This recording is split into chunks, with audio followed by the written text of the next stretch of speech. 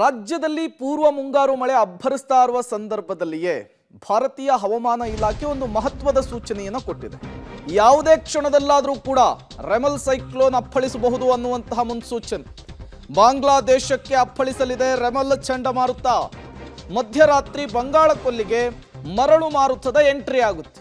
ಇದು ಗಂಟೆಗೆ 110ರಿಂದ 120 ಕಿಲೋಮೀಟರ್ ಶರವೇಗದಲ್ಲಿ ಅಪ್ಪಳಿಸುವಂತಹ ಸಾಧ್ಯತೆ ಇದೆ. ಸೈಕ್ಲೋನ್ ಎಫೆಕ್ಟ್ ಕರಾವಳಿ ಪ್ರದೇಶಗಳಲ್ಲಿ ಭೂಕುಸಿತದ ಭೀತಿ ಈಗ ಆವರಿಸಿರುವಂಥದ್ದು.